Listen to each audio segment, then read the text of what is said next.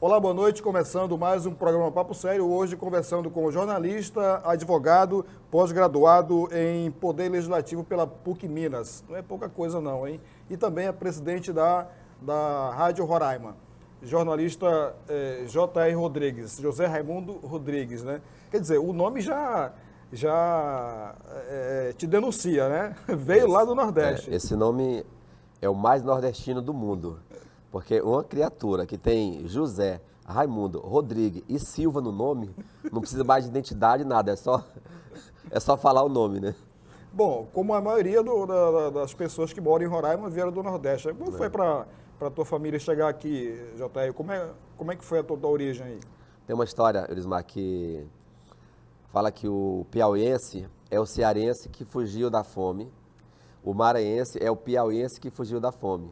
Porque as pessoas vão migrando, né, em busca de oportunidades de estado a estado, de região para região. Com a minha família não foi diferente.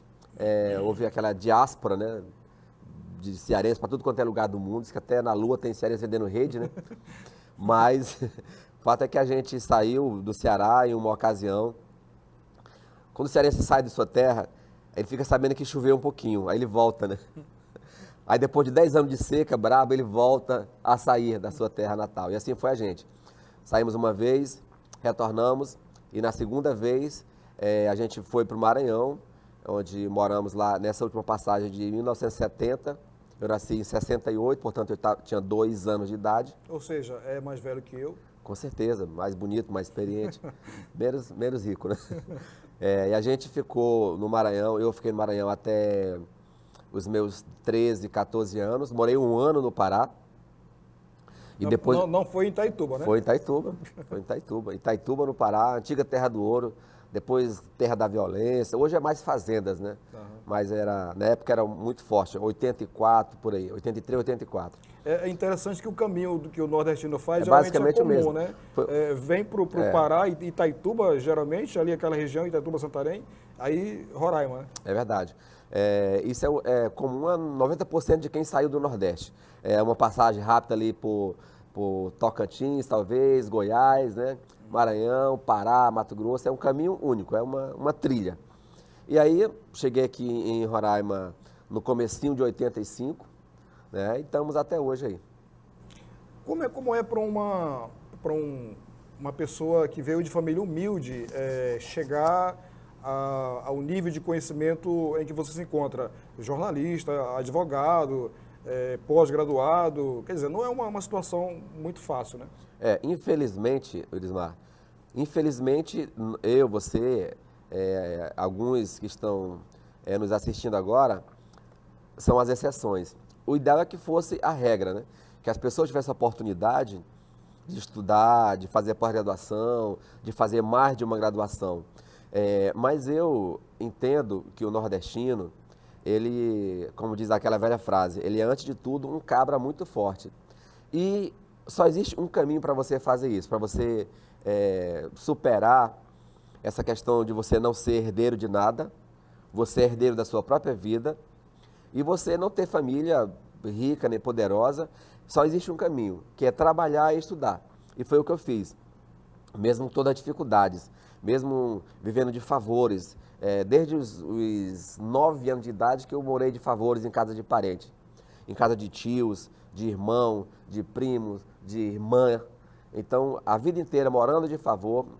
Eu vim de Itaituba, morava de favor em Itaituba, vim para Roraima morar de favor na casa de parente meu, e mesmo assim eu nunca deixei de trabalhar, mesmo assim eu nunca deixei de estudar, e às vezes um pouco tardia, né? Eu queria ter feito a faculdade muito mais cedo, fazer direito mais cedo, passar no AB mais cedo, mas infelizmente foi essa vida que Deus possibilitou e eu estou muito feliz com ela. Na sua opinião, de 1980 a 2016, o que foi que mudou? Roraima ainda é uma terra de oportunidades? Eu acho que comparando com alguns estados, ainda é uma terra de oportunidades. Agora, se nós compararmos esses dois períodos aí, se der um corte no tempo, não é mais. Roraima já teve muitas oportunidades. Teve um tempo que a pessoa chegava aqui na segunda, na terça era servidor federal. Né? Teve uma época que você chegava aqui, 6 meses depois, 1 ano depois, você tinha sido concursado. Né? Todos os órgãos públicos, Justiça, Ministério Público, Assembleia, foi implantado de 91 para cá. Então as oportunidades foram tantas, e eu digo até mal aproveitadas, porque nós acompanhamos alguns concursos, por exemplo, de algum desses órgãos que eu citei, onde 90% das pessoas foram de fora. Na Assembleia, no último concurso que foi feito na Assembleia, 2009, 2010, salvo engano, Final de 2009. 2009, né? Eu sei que de quase 70 vagas, né? Só passou 2 pessoas de Roraima. Então, eu ainda acredito que as oportunidades estão surgindo e as pessoas de Roraima parece que dormiram um pouco no ponto, não têm se preparado o suficiente e a gente precisa aqui dar uma sacudida, acordar, para a gente aproveitar as oportunidades que ainda existem. Não são como eram no passado, mas ainda existem. Bom, para a pessoa chegar a cursar direito e chegar a fazer um exame da ordem e tudo mais, não é fácil, né? E muita gente fala, quando você diz assim, eu sou jornalista, aí começa com piadinhas, jornalista não ganha dinheiro, jornalista não fica rico, mas também não entende que é muito pelo prazer da profissão, né? Então, eu te pergunto o seguinte, você ainda não desencadeou para exercer a profissão de advogado, né? Continua no meio jornalístico, já passou por várias situações aí. Por que a escolha do jornalismo ao invés do direito? Assim, eu ainda consigo sobreviver de comunicação. Você falou que jornalista não ganha bem. Ganha bem sim. Vai depender do seu trabalho, da sua dedicação, da sua rede de amizade. Essa não é a minha opinião. Né? Não, assim, é a opinião comum. E eu sei que você não concorda com isso e eu também não concordo. Mas as pessoas falam isso. Mas é porque as pessoas esperam muita coisa cair de mão beijada. Mas você tem que construir uma boa relação de amizade, tem que estudar bastante. E eu vivo de jornalismo desde 88, vivo de comunicação. Tanto é que eu formei em Direito, passei no AB, e o jornalismo ainda me puxa, a comunicação ainda me puxa para mim não poder ser o advogado. Eu acho, Eurisbar, na minha cabeça, na hora que eu senti a necessidade de partir para o direito, eu vou ter condições de ser um bom advogado, de direito, de fato de direito. Porque a formação eu já tenho, a OAB eu já passei, mas direito e medicina são profissões que não aceitam meio termo. Você pode ser um jornalista, pode ser qualquer outra profissão, mas você não tem meio termo, você tem que ser aquilo mesmo e pronto. É a dedicação total, 100% exclusiva. Muito bem, nós estamos conversando hoje com o jornalista e advogado J.R. Rodrigues. A gente volta em 1 minuto para continuar esse papo informal aqui.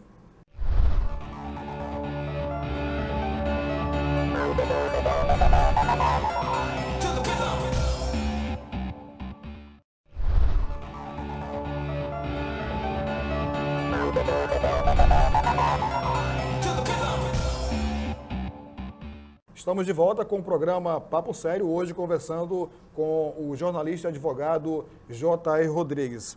J.R., o que é mais difícil exercer, na sua opinião, o jornalismo ou o direito? Assim, são 2 profissões belíssimas, são profissões que têm sobre ela um romantismo muito bonito, né? Uma história. A mais apaixonante é o jornalismo. A mais causticante, a mais ácida é o direito.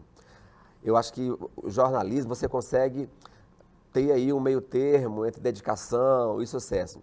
Mas se você não for um advogado 100% dedicado, atento aos prazos, estudando diariamente, tendo boas relações no meio jurídico, com sua própria categoria e demais segmentos do judiciário, você não vai ser um bom advogado.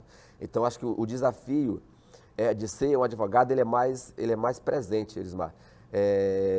Não por covardia, não por omissão, mas eu penso em exercer a profissão plenamente. Não sei se em Roraima, não sei se em outro estado. Eu tenho 48 anos de idade, ainda me acho uma pessoa nova, com capacidade de sonhar em ser um dia um grande advogado, um bom advogado. Mas eu acho que, sem sombra de dúvida, a dedicação, o total, 100% ainda é para o direito. Eu acho que é a profissão que é o maior desafio hoje em dia ainda. Bom, o outro lado conhecido seu é o de assessor político e parlamentar, né? Conta pra gente como é que é essa experiência.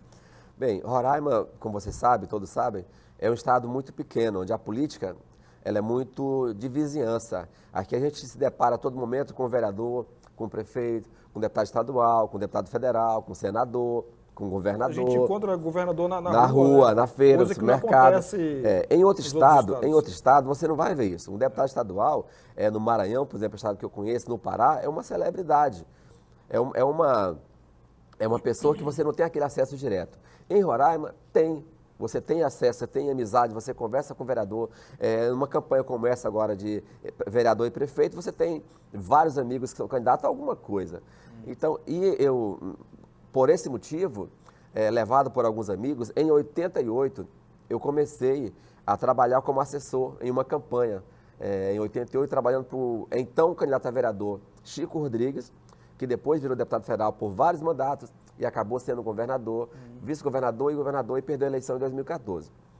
A minha relação com o senhor Chico Rodrigues, ela foi só em 88. Aí depois ele sumiu, eu desapareci e voltamos a ter contato, né, com ele como candidato a governador. De lá para cá, eu trabalhei em todas as campanhas que aconteceram de 88 para cá. Então agora, em 2018, seria 30 anos trabalhando em campanha política e em 15 campanhas. Então, acho que virou quase uma profissão. E, em decorrência das campanhas, você abre o leque de agir como assessor parlamentar, de você acumular uma certa experiência, orientando prefeitos, vereadores, candidatos a governadores, já houve casos, a senador. Então, a gente tem uma boa relação no meio político e eu, com prazer, faço parte desse rol de pessoas que tem alguma coisa de positiva a acrescentar numa campanha política. Bom, ainda falando nessa questão política, o estado de Roraima tem um histórico muito ruim em relação à compra de votos, né, e tudo mais. Você acha que com todo esse trabalho que a Justiça Eleitoral tem feito, o Ministério Público, né, você acha que hoje já essa situação já está um pouco melhor ou ainda essa situação ainda vai dar muito trabalho ainda para a legislação? Eu não tenho dúvida, Ulismar, de que ainda vai dar muito trabalho. É uma questão cultural, está enraizada na mente do brasileiro, isso não dito por mim, por estudiosos, né, por antropólogos, por sociólogos e tudo mais. É um problema seríssimo a representatividade política. O povo não se sente representado pelos políticos, pelo parlamentar, pelo executivo, federal, municipal, estadual. E, em função disso, as pessoas pouco se importam se vão trocar o seu voto por 50, 100 reais por uma cesta básica. O que está mudando é a forma disso ser cobrado. Acho que cada vez mais os mais jovens ou os mais conscientes, eles começam a perceber que isso não é o caminho, que você precisa construir uma relação de cumplicidade entre eleitor e o votado. Há um avanço nisso, mas há um avanço muito tímido. A própria Justiça Eleitoral não se entende muito bem. A cada campanha é uma mudança de regra total. Nessa campanha especial de 2016, estão sendo testadas um monte de regras. Regras que não deram certo em lugar nenhum do mundo, mas que, por incrível que pareça, está sendo testada no Brasil, como a proibição de empresas financiar partidos e candidatos. Essa regra, ela não existe em lugar nenhum do mundo, ela não deu certo em lugar nenhum do mundo, mas o Brasil insiste em testar ela aqui. Vamos ver, porque pode ser que dê certo aqui, mas o fato é que não deu certo em lugar nenhum do mundo. O que é a mesma questão da criação de muitos partidos. O Brasil tem muitos partidos, tem 30 e poucos partidos em condições de disputar uma eleição para presidente. Nos Estados Unidos são 140. Então a questão não é financiamento de empresa, a questão não é ter muitos partidos, a questão é como vai fiscalizar esses partidos, é como vai fiscalizar esses recursos. Essas são as questões principais. E o eleitor também, aproveitando aqui o ensejo, de votar um pouco mais consciente, de votar na pessoa, não por um dinheiro, por uma cesta básica ou por ser amigo. Em toda a campanha nós temos vários amigos candidatos. né? Mas ali não é uma confraria de amigos. Eu não vou votar porque o cara é meu amigo, porque o cara é meu parente. Eu devo votar na pessoa porque eu acredito que ele vai ser um bom parlamentar, um bom vereador, um bom prefeito, um bom deputado. E depois de eleito, eu possa ter acesso a fazer as cobranças que eu acho conveniente sobre ele. E há que se ressaltar que ao vender seu voto, você perde né, a força, né? Você perde a razão de cobrar alguma coisa daquele parlamentar. Né? Você perde a legitimidade para cobrar. Existem muitas histórias, você sabe Sem disso? dizer que é crime, né? Com certeza, crime dos dois lados. Existem muitas histórias que a gente conhece em Roraima, onde as pessoas que venderam o voto por alguma coisa, um emprego temporário durante a campanha, depois volta a ter um contato com aquele político em que ela votou e ele, muito disfarçadamente, vai dizer, olha, não tenho compromisso com você, eu comprei seu voto e ponto final. Essa é a realidade. Muito bem, nós estamos conversando hoje com o advogado e jornalista J.R. Rodrigues, que também é presidente da Rádio Roraima. A gente vai falar sobre esse assunto no próximo bloco. Não saia daí.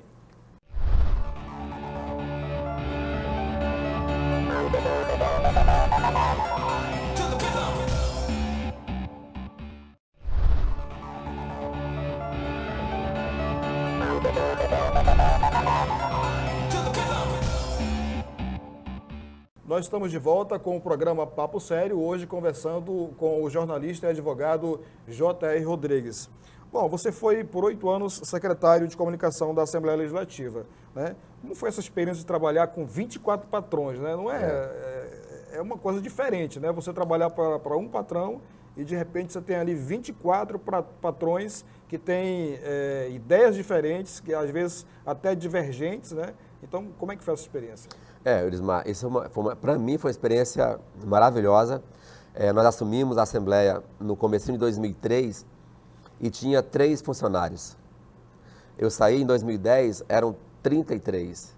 Então, não havia equipe. Nós montamos uma equipe. O investimento que era feito em comunicação, gastos com publicidade, era de R$8 mil quando eu entrei. Nós deixamos um gasto mensal acima de R$80 mil, incluindo rádio, jornal e televisão. Por isso é importante que as pessoas saibam. É função do poder público, inclusive é um princípio que está na Constituição, de publicizar os atos dos poderes públicos, do Legislativo, do Executivo e do Judiciário. Então, nesse prisma, eu acho que nós conseguimos fazer um trabalho razoável, nós tivemos alguns avanços, não foi feito o ideal que poderia ter sido feito, mas acho que nós conseguimos alguns resultados. Em relação a ser 24 patrões, com certeza, são 24 cabeças, mundos diferentes, e a gente conciliar. Procuramos lá não ter situação e não ter oposição. Lá tinha parlamentares, né? Dar o mesmo espaço que a oposição na época tinha, que a situação tinha. E eu tenho saudade, já faz algum tempo, já faz 6 anos, né, que eu saí de lá. Ainda preservo algumas boas amizades. E eu acho que o desafio da comunicação nos órgãos públicos é esse.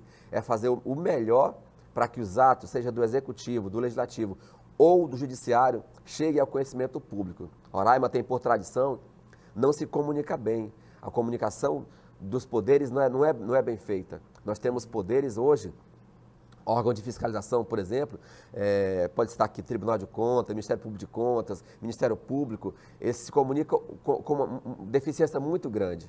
Né? A sociedade não toma conhecimento das ações que esses órgãos fazem. E quando não toma conhecimento, a sociedade fica ociosa por conhecer a função desses órgãos. Bom, atualmente você é o diretor-presidente da Rádio Roraima, da empresa Rádio Roraima, né? Que foi muito maltratado nos últimos anos, diga-se de passagem. Como é que se encontra a emissora hoje? O que foi possível fazer na atual gestão? Olha, Iris, não foi só a rádio que foi maltratada. A governadora Sueli Campos, ela pegou o Estado como terra arrasada, né? Terra destruída, endividada. O Estado, uma dívida de 3 bilhões de reais, praticamente todas as instituições falidas, quebrada, sem local para ficar, educação, saúde, estradas, tudo na pior situação possível. E a Rádio Roraima estava assim. A Rádio Roraima é o veículo de comunicação mais antigo em operação no Estado. Vai fazer 60 anos em janeiro do ano que vem. É um patrimônio de Roraima. tem muita audiência nos bairros centrais e no interior, total audiência. Os melhores nomes do rádio roraimense hoje estão na Rádio Roraima: Benjamin Monteiro, Consuelo Oliveira, Cortez, José Maria Carneiro, Renan Becker. Todos os grandes nomes do rádio roraimense estão na Rádio Roraima hoje. E a gente está numa luta aí de manter a rádio funcionando, de melhorar o sinal, de ampliar o alcance. A rádio tem uma capacidade de 30 quilos, chegou a operar com 200 gramas. Então, a gente diariamente está tentando recuperar a credibilidade da rádio. Por exemplo, não tinha departamento comercial. Em 2014, arrecadou R$ 900 de comercial. Em 2015, arrecadamos mais de 60 mil e em 2016 vamos arrecadar mais do que isso. Com comercial próprio, as pessoas nem sabiam mais que a rádio ainda existia. Os empresários tinham escapado, fugido. Então, a gente está tentando resgatar isso aí. A governadora é fã, é ouvinte da rádio, cobra isso como empresa pública para divulgar os atos do governo, os serviços do governo que o governo presta, que a sociedade precisa ter conhecimento. E nós estamos nessa luta lá para repassar o bastão para o próximo que venha nos suceder a qualquer dia, ano, momento, da melhor forma possível. Porque a rádio é o grande patrimônio da comunicação de Roraima. E é uma pena que foi um pouco maltratada, muito maltratada nos últimos anos. Bom, além da questão do rádio analógico em si, a rádio também está na internet, né? E ultimamente tem alcançado bons resultados, né? Como é que se chegou a essa situação, inclusive passando emissoras FM aqui da capital? Com certeza. A Rádio Roraima é a voz de Roraima. Então, no mundo todo, os roraimenses espalhados aí no mundo todo e no Brasil inteiro, eles conhecem a Rádio Roraima como a emissora de Roraima, porque muitos saíram daqui na época que só tinha a Rádio Roraima. Então, a nossa audiência na internet ela é muito alta. A gente ultrapassa as FMs locais de lavada. E quando chegamos lá, Iris, não tinha rádio, não tinha WhatsApp oficial, não tinha página no Facebook, não estava na internet. Então, eram coisas tão óbvias, tão elementares, que tinham sido desprezadas, que a gente teve rapidamente o cuidado de colocar em prática e tentar com isso resgatar um pouco do nome, da credibilidade que a Rádio Roraima tem. Bom, e falando em resgate, a emissora também está resgatando aí as grandes transmissões, né? A exemplo do futebol, a exemplo de grandes eventos como o Arraial do Anauá, a Expofé, né? Como é que está sendo esse feedback dos ouvintes? Ótimo, melhor impossível. A governadora, como eu falei, ela é muito fã da rádio, ela é muito ouvinte da rádio. E ela, mesmo nós sabendo que o Estado atravessa um momento de extrema dificuldade financeira, muito complicada a situação de Roraima, com aquele pouco recurso que nos resta, nós temos adquirido alguns equipamentos, como o Link, por exemplo, que é capaz de transmitir jogos. Nós fizemos a transmissão da Expofé com muita dificuldade. Agora, nos jogos do Campeonato Roraimense e Campeonato Série D, já temos mais um conforto. Nós estamos presentes nas Caravanas do Povo, que é feita nos bairros, no raio de 30 quilômetros, e também no Arraial do Anauá. A partir desse ano, já estivemos lá com o nosso modesto estúdiozinho transmitindo a programação, porque, Elismar, para muita gente do interior, Santa Maria do Boiaçu, comunidades indígenas, a única forma de se comunicar com o nosso estado é a Rádio Roraima. Então, a gente tem o maior carinho, o maior cuidado de fazer com que a rádio chegue nessas localidades. Bom, e as emissoras em amplitude modulada, que é a AM, o caso da Rádio Roraima, de todo o país, estão passando aí por um processo de transição para frequência modulada, que é a conhecida FM, né? Isso vai acontecer com a Rádio Roraima também? É plano, é sonho. O governo do estado está trabalhando nisso, com a representação em Brasília. Acontece que a concessão da Rádio Roraima está sendo transmitida agora, uma coisa que nunca ninguém tinha dado a mínima atenção, ainda é no nome da União. Então, existe um processo em andamento, nós estamos enviando documentação para Brasília, para a concessão vir para o nome do Estado, para o nome de uma empresa, para o nome da rádio mesmo, ou do governo do Estado. Passo 2, passo seguinte é a transformação em FM. Então, nós só podemos transformar em FM quando a concessão estiver na mão do Estado. Então, esse processo está bem adiantado, mas ainda requer documentação, é uma coisa muito burocrática, mas eu acredito que mais cedo ou mais tarde essa conquista vai acontecer. Bom, e para finalizar, quais são os preparativos que a emissora está fazendo aí para o aniversário de 60 anos que acontece ano que vem, né? Nós pretendemos fazer uma justa homenagem as pessoas que passaram pela rádio, locutores, funcionários e vigias, copeiras, operadores de áudio, operador de transmissor, dos antigos aos atuais. Nós vamos fazer um evento em algum local para homenagear essas pessoas. Se houver condição financeira da gente fazer algo mais que isso, um show, um evento em alguma localidade, norte, sul, nas regiões do estado, faremos. Se não, pelo menos essa homenagem às pessoas que fizeram a Rádio Roraima, que fizeram os 60 anos da rádio, é uma questão de honra para a gente fazer e prestar essa justa homenagem. Muito bem, nós queremos então agradecer a presença do jornalista, advogado, presidente da Rádio Roraima, J.R. Rodrigues, aqui no programa Papo Sério. Fique à vontade para voltar outras vezes, quando tiver mais novidades para contar para a gente. Eu que agradeço a oportunidade, Lismar, telespectadores, e não sou muito de entrevistar-me, né? Mas estou aqui, acho que para prestar alguns esclarecimentos e agradecer a oportunidade de falar um pouco da minha vida, né? E também da coisa que a gente tem se dedicado ultimamente, que é recuperar a Rádio Roraima. Muito bem, muito obrigado. Obrigado você pela audiência. A gente fica por aqui, voltando no próximo programa. Boa noite e até lá.